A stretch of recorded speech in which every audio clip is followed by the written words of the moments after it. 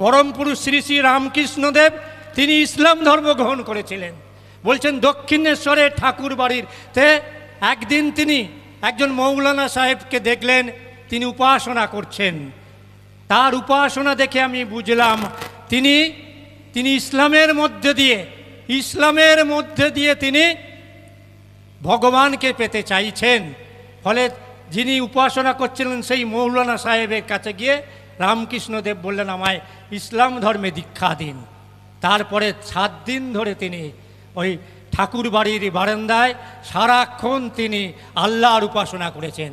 এটা লিখিত বই আছে, রোমারোলাল লেখা, রামকৃষ্ণের জীবনী 1950 সালে প্রথম প্রকাশিত হয়েছিল।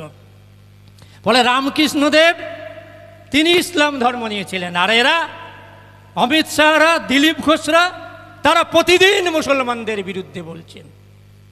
আপনারা জানেন বোধহয় স্বামী বিবেকানন্দ আমেরিকাতে বিশ্ব ধর্ম সম্মেলনে গিয়েছিলেন 1893 সালে। 1893 সালে তিনি বিশ্ব ধর্ম সম্মেলনে গিয়ে সেখানে বলছেন, আমি গর্ববোধ করি সেই এমন ধর্মের প্রতিনিধি যে ধর্ম সকল ধর্মকে স্বীকার করে। ভাবুন, কে বলছেন? স্বামী বিবেকানন্দ বলছেন, সকল ধর্মকেই আমি স্বীকার করি। পরের লাইনে বলছেন, শুধু স্বীকার করি না, সকল ধর্মকেই সত্য বলিয়া মানিয়া লই। মানে ইসলাম ধর্মের মধ্যে সত্য আছে, খ্রিস্ট ধর্মের মধ্যে সত্য আছে, জৈন ধর্মের মধ্যে সত্য আছে। ফলে এবার মিলিয়ে নিন অমিত শাহ, নরেন্দ্র মোদীরা কি বলছেন। এরা হিন্দু ধর্মেরও শত্রু, এরা কুলাঙ্গার বললে বেশি কম বলা হবে। এরা হিন্দু ধর্মের সঙ্গে এদের কোনো সম্পর্ক নেই। এরা রাষ্ট্রীয় স্বয়ংসেবক সংঘের। এই মুসলমানদের উপর কেন রাগ জানেন? আপনাদের ইতিহাস সবাই জানেন। 1757 সালে প্রথম বাংলা দখল করেছিল। সেই সময় বাংলার নবাব কে ছিলেন? সিরাজদৌল্লা। আপনারা 1857 সালে ইংরেজদের বিরুদ্ধে ভারতবর্ষের প্রথম স্বাধীনতা যুদ্ধ, তার প্রধান সেনাপতি কে ছিলেন? দ্বিতীয় বাহাদুর শাহের নেতৃত্বে ওদিকে হিন্দু, মুসলমান, শিখ, জৈন সমস্ত মানুষ, তারা ভারতবর্ষের স্বাধীনতা। লক্ষ্মীবাই তিনি মুসলমান ছিলেন না, নানা সাহেব মুসলমান ছিলেন না, তাতিয়া টুপি মুসলমান ছিলেন না, কিন্তু দ্বিতীয় বাহাদুর শাহ ভারতবর্ষের স্বাধীন সম্রাট কে হবেন? তিনি দ্বিতীয় বাহাদুর শাহের নেতৃত্বে ভারতবর্ষের প্রথম স্বাধীনতা সংগ্রাম। এবং ভানু বলবার সুযোগ পেলে বলবেন, প্রায় 2 লক্ষ মানুষকে 1857 সালে ভারতবর্ষের প্রথম স্বাধীনতা যুদ্ধে 1857 সালে 2 লক্ষ মানুষকে হত্যা করেছিল ইংরেজরা। এবং তার মধ্যে সংখ্যাগরিষ্ঠ মানুষ, বেশি মানুষ ছিলেন ইসলাম ধর্মের মানুষ। ইন্ডিয়া গেটে, দিল্লিতে যে ইন্ডিয়া গেট আছে, সেখানে দেখবেন প্রায় 90,000-এর বেশি মানুষের শহীদের তালিকা আছে। তার মধ্যে 62,000-এর বেশি ইসলাম ধর্মের মানুষের তালিকা রয়েছে। আর ভারতবর্ষের স্বাধীনতা আন্দোলনে সমস্ত রাজনৈতিক দল যোগ দিয়েছে। ওই অমিত শাহদের জিজ্ঞাসা করুন, দিলীপ ঘোষদের জিজ্ঞাসা করুন, শুভেন্দু অধিকারীদের আমরা জিজ্ঞাসা করি, বাইনোকুলার দিয়েও খুঁজে একজনও তোমার দলের স্বাধীনতা সংগ্রামী খুঁজে পাওয়া যাবে না। একজনও খুঁজে পাওয়া যাবে না। দালাল খুঁজে পাওয়া যাবে, বেঈমান খুঁজে পাওয়া যাবে, বিশ্বাসঘাতক খুঁজে পাওয়া যাবে। আপনারা ওই সাভারকারের নাম শুনেছেন, ওরা বলে বীর সাভারকার, বীর নামের কলঙ্ক। গ্রেপ্তার হওয়ার পরে মুক্তির জন্য, জেল থেকে বেরোনোর জন্য তিনি 13টা চিঠি লিখেছেন। হে ইংরেজ প্রভু, তুমি আমাকে ছেড়ে দাও, আমি কথা দিচ্ছি চিরকাল তোমাদের দাসত্ব করব। একজনও ভারতীয় যাতে ইংরেজের বিরুদ্ধে না নামে তার জন্য আমি ব্যবস্থা করব। এবং আরএসএস 1942 সালে ভারত ছাড়ো আন্দোলন, মহাত্মা গান্ধীর নেতৃত্বে, মহাত্মা গান্ধীর ডাকে যখন ভারত ছাড়ো আন্দোলন, একমাত্র রাজনৈতিক সংগঠন যারা ভারত ছাড়ো আন্দোলনের বিরোধিতা করেছিল সেটা হচ্ছে আরএসএস, সংঘ পরিবার। এবং তারা বলছেন ইংরেজের বিরুদ্ধে লড়ো না, ইংরেজের বিরুদ্ধে লড়ো না, শক্তি জোগাড় করে রাখো, খ্রিস্টানদের বিরুদ্ধে লড়তে হবে, কমিউনিস্টদের বিরুদ্ধে লড়তে হবে, মুসলমানদের বিরুদ্ধে লড়তে হবে। সেই বেঈমান বিশ্বাসঘাতকদের কাছ থেকে আমাদের দেশপ্রেম শিখতে হবে নাকি? মুসলমানদের দেশপ্রেম শিখতে হবে নাকি?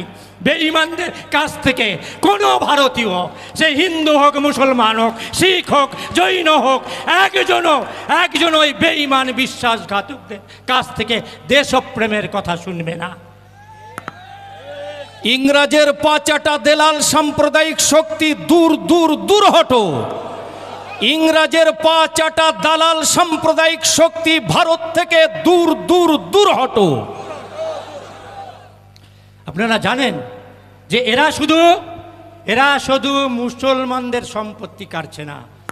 যেদিন ওয়াকফ আইন রাষ্ট্রপতি সম্মানীয় রাষ্ট্রপতি সই করে দিলেন, তারপর দিন আরএসএসের ইংরাজি কাগজ অর্গানাইজারে বলছেন যে মুসলমানদের তো 8 লাখ একর জমি আছে, 8,72,000 একর জমি আছে। খ্রিস্টানদের তার থেকে বেশি, 17 কোটি একর খ্রিস্টানদের জমি আছে। ফলে মুসলমানদের জমি কেড়ে নিয়ে দাঁড়ালেই হবে না, খ্রিস্টানদের 17 কোটি একর জমি আছে, সে জমিটাও আমাদের লাগবে। এবং সেই জন্যই দেখবেন 2024 সালের হিসেব যদি দেখেন, একদিকে যেমন বুলডোজার দিয়ে মসজিদ ভাঙছে, কবরস্থান ভাঙছে, ওরা বলছেন কাগজ লাগবে। আরে দিল্লি মিউনিসিপ্যালিটি 600 বছর আগের কাগজ, 600 বছর আগের মসজিদ। দিল্লি মিউনিসিপ্যালিটি তখন তৈরি হয়নি, কলকাতা পৌরসভা তৈরি হয়নি, বিধাননগর মিউনিসিপ্যালিটি তৈরি হয়নি, কোথা থেকে কাগজ পাওয়া যাবে? তুমি কাগজ দেখতে চাইছো, যে প্রধানমন্ত্রী নিজের শিক্ষাগত যোগ্যতার কাগজ দেখাতে পারে না, যে তার জন্মের বার্থ সার্টিফিকেট দেখাতে পারে না, সে আমাদের দেশের নাগরিকদের কাগজ দেখাতে বলছে, মসজিদের কাগজ দেখাতে বলছে, কবরস্থানের কাগজ দেখাতে বলছে। আমাদের নারা, আমাদের স্লোগান কাগজ নেই দেখাएंगे, কাগজ আমরা দেখাবো না। ওই দ্য পিপুল অফ ইন্ডিয়া, আমরা ভারতবর্ষের নাগরিক। ফলে কারুর দয়ায় নয়, যেখানে মসজিদ আছে সেটা কারুর দয়ায় নয়, ভারতবর্ষের সংবিধানের মৌলিক অধিকার বলে একটা অংশ আছে, যে অধিকার কখনোই কেড়ে নিতে পারে না। তার সংবিধানের আর্টিকেল 25 থেকে 30, বাংলায় হচ্ছে অনুচ্ছেদ 25 থেকে 30, এই মৌলিক অধিকারের 26 নম্বর অনুচ্ছেদে পরিষ্কার বলা আছে, ধর্মাচরণ করা, ধর্ম প্রচার করা, ধর্মীয় প্রতিষ্ঠান তৈরি করা, দাতব্য স্থান তৈরি করা, এই সমস্তটাই হচ্ছে সাংবিধানিক অধিকার। কারুর দয়ায় মসজিদ তৈরি হয় না, কারুর দয়ায় গির্জা তৈরি হয় না, কারুর দয়ায় প্যাগোডো তৈরি হয় না। ভারতবর্ষের মহান সংবিধান, ভারতবর্ষের স্বাধীনতা আন্দোলনের অসংখ্য শহীদের জীবন দেওয়ার মধ্যে দিয়ে যে সংবিধান তৈরি হয়েছে, সেই সংবিধান আমাকে এই অধিকার দিয়েছে। এই অধিকার যদি কেড়ে নিতে আসো, অনেকেই চেষ্টা করেছেন, আজকে আর সেটা বলবো না, অনেকেই চেষ্টা করেছেন, ফিরে গেছেন, ব্যর্থ হয়েছেন, আপনাদের ক্ষেত্রেও তার অন্যতা হবে না। ফলে এ লড়াই আপনারা শুনলে চমকে যাবেন। কামরুজ্জামান বলছিলেন আদিবাসীদের উপর আক্রমণ, আদিবাসীদের ধর্ম, আদিবাসীরা হিন্দু নয়, এটা আমাদের জানার ভুল। ইতিহাস না জানার কারণে আমরা বলি আদিবাসী মাত্রই হিন্দু। না, আমাদের সঙ্গে আমাদের সহসভাপতি সুবল সর্দার আদিবাসী সমাজের মানুষ। আদিবাসীরা সারানা ধর্ম, সেই সারানা ধর্মের স্বীকৃতি আজ পর্যন্ত কেন্দ্র সরকার দেয়নি। আদিবাসী ছেলেদের পড়াশোনার জন্য 2023-24 সালে 240 কোটি টাকা বরাদ্দ ছিল। মাননীয় রাষ্ট্রপতি আদিবাসী, দুর্ভাগ্যের কথা, মাননীয় রাষ্ট্রপতি, আমি ওই জন্য লজ্জা শব্দটা ব্যবহার করছি না, দুর্ভাগ্যের কথা, এবারের বাজেটে আদিবাসীদের শিক্ষার জন্য মাত্র 10 লক্ষ টাকা, 240 কোটি টাকা বাতিল করে মাত্র 10 লক্ষ টাকা তারা তারা ব্যবস্থা করেছেন, মানে আদিবাসী মানুষরা যাতে লেখাপড়া না শিখতে পারে, যাতে তাদেরকে ভুল বোঝানো হয়, যাতে তাদেরকে ভুল বুঝিয়ে হিন্দু হিসেবে প্রচার করা হয়। তাই এই আক্রমণ আদিবাসীদের উপর আক্রমণ।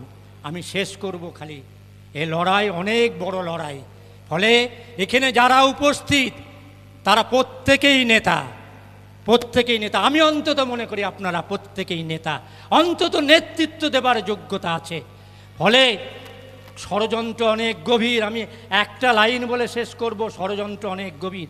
আপনারা জানেন মোহন ভগবত 10 দিন পশ্চিমবাংলায় ছিল, 10 দিন পশ্চিমবাংলায় ছিল। কি করেছে আমরা জানি না। মুর্শিদাবাদেও গিয়েছিল, ফল তো দেখতেই পাচ্ছেন। ফলে গভীর ষড়যন্ত্র। এই 10 দিন তিনি পশ্চিমবাংলায় কি করেছেন আমরা জানি না, কিন্তু অতীতে তিনি কি করেছেন, অতীতে তিনি কি করেছেন খালি এই কথাটা বললে 26 তারিখের মিটিংয়ের গুরুত্ব বুঝতে পারবেন। অতীতে 2008 সালে মেলেগাঁও এবং মক্কা মসজিদে বিস্ফোরণ ঘটানো হয় এবং সেই বিস্ফোরণে নমাজের টাইমে পরিকল্পিতভাবে বিস্ফোরণ ঘটিয়ে নমাজিদের, মুসলিমদের হত্যা করা হয় এবং হৈ হৈ করে গদি মিডিয়া প্রচার করতে থাকে মুসলমানরা বিস্ফোরণ ঘটিয়েছে, মুসলমানরা সন্ত্রাসী কাজ করেছে। অসংখ্য ইসলাম ধর্মের যুবকদের গ্রেপ্তার করা হয়। পরবর্তীকালে সব গ্রেপ্তার হয়। সেই গ্রেপ্তারের মধ্যে এই বাংলার কুলাঙ্গার নবকুমার সরকার, অসীমানন্দও ছিলেন। এবং আরও শুনলে ভালো লাগবে এবং এটা জেনে রাখুন কত গভীর ষড়যন্ত্র হতে পারে। মক্কা মসজিদ বিস্ফোরণ, মেলেগাঁও বিস্ফোরণের যে পরিকল্পনা হয়, 4 জন উপস্থিত ছিলেন। সেই 4 জনের মধ্যে অসীমানন্দ মানে নবকুমার সরকার, ইন্দ্রেশ কুমার এবং আজকে যিনি আরএসএসের প্রধান মোহন ভগবত উপস্থিত ছিলেন। মোহন ভগবত উপস্থিত ছিলেন, গল্প বলছি না। অসীমানন্দের জেলখানায় থাকার সময়, পাঁচকুলিয়া জেলে থাকার সময় 78 পাতার ইন্টারভিউ আছে। কেউ যদি চ্যালেঞ্জ করেন, আরএসএসের যদি হিম্মত থাকে, বিজেপির যদি সাহস থাকে, চ্যালেঞ্জ করবেন। আমি মোহন ভগবতের নামে বলছি যে মক্কা মসজিদ এবং মেলেগাঁও বিস্ফোরণের যে পরিকল্পনা হয়েছিল তা সেই পরিকল্পনায় উপস্থিত ছিলেন এবং এটা বলছেন অসীমানন্দ মানে নবকুমার সরকার। ফলে বুঝতে পারছেন যে কত গভীর ষড়যন্ত্র হতে পারে। আপনার পাশে একজন টুপিওয়ালা মানুষ এসে দাঁড়ালেন মানেই সে বন্ধু, আপনার কাঁধে হাত রাখলেন মানেই সেই বন্ধু, একসঙ্গে আল্লাহ আকবর বললেন মানেই সে আপনার বন্ধু হয়ে গেল কিনা অচেনা লোক হলে একটু ভেবে করবেন। কেউ এসে আপনি দেখলেন না, আপনার হাতে একটা ঝান্ডা তুলে ধরিয়ে দিল, আপনি দেখার আগেই 100 ক্যামেরা ফিট করা আছে, সঙ্গে সঙ্গে সেই ছবি তোলা হলো, ওই ফ্ল্যাগটা পাকিস্তানের ফ্ল্যাগ। ফলে সারা আন্দোলনকে কুলসিত করার ষড়যন্ত্র হচ্ছে, ষড়যন্ত্র আছে। ফলে আপনাদের যোগ্য নেতা হিসেবে আগামী 26 তারিখ ব্রিগেডে যেতে হবে। যেমন সুশৃঙ্খলভাবে যাবেন, ঠিক একই সুশৃঙ্খলভাবে ফিরে আসবেন। কারণ এই সংবিধান, এ লড়াই ওয়াকফ বাঁচানোর শুধু লড়াই নয়, এ লড়াই সংবিধান বাঁচানোর লড়াই। অন্তিমে ভারতবর্ষকে, আমার প্রিয় জন্মভূমি, আমার আপনার সকলের জন্মভূমি ভারতবর্ষকে বাঁচানোর লড়াই। এ লড়াইয়ে আমাদের জয়, সংবিধানের জয় এবং নরেন্দ্র মোদীদের পরাজয়, দুটোই সুনিশ্চিত। আজ অথবা কাল ঐক্যবদ্ধভাবে নরেন্দ্র মোদীর পরাজয়, অমিত শাহের পরাজয় আগামী দিনে সুনিশ্চিত করার জন্যই 26 তারিখ আসুন দলবদ্ধভাবে। আজকের যে লড়াই, এ লড়াই দীর্ঘস্থায়ী হবে, দীর্ঘস্থায়ী হতে বাধ্য। কারণ যাদের বিরুদ্ধে লড়াই কেন্দ্রীয় সরকার এবং তারা প্রকৃতপক্ষে ভারতবর্ষের সংবিধানের উপর এই আক্রমণ নামিয়ে এনেছে। ফলে দীর্ঘদিন ধরে এই লড়াই আমাদের চালিয়ে যেতে হবে। আপনারা জানেন বোধহয় যে আজকে দেশ জুড়ে এই ওয়াকফের ওয়াকফ আইন 2025, সেই 2025-এর যে আইন, সে আইন যেদিন পার্লামেন্টে কিরণ রিজিজু মহাশয় পার্লামেন্টে আনলেন, সেদিন কি বলেছিলেন জানেন? সেদিন বলেছিলেন যে মুসলমানরা, মানে তার মানে হচ্ছে আসলে ওয়াকফে অনেক গোলমাল হয়, ওরা পরিচালনা করতে পারে না, ওরা অযোগ্য লোক। ফলে ফলে আমরা যোগ্য লোকেরা ওদের ভালোর জন্য, মানে মুসলমানদের ভালোর জন্য তারা এই ওয়াকফ আইন এবং ওয়াকফ আইনের মধ্যে মুসলমানদের যে সব সদস্য থাকার কথা সবটাই প্রায় বাতিল করে দিতে চাইছেন। আমি তখন দেখছিলাম যে এই যে এরা এই কথাগুলো বলছেন, ইতিহাস ঘাঁটতে গিয়ে দেখলাম যে ইংরেজরা যখন ভারতবর্ষ দখল করে লুট করার জন্য, সেদিন তারা ঠিক এই কথাগুলোই বলতেন যে অসভ্য ভারতবাসী, ভারতের লোকেরা অসভ্য, আমরা ইউরোপের সভ্য জাতি, ভারতীয়দের সভ্য করার জন্যই আমরা এদেশ দখল করেছি।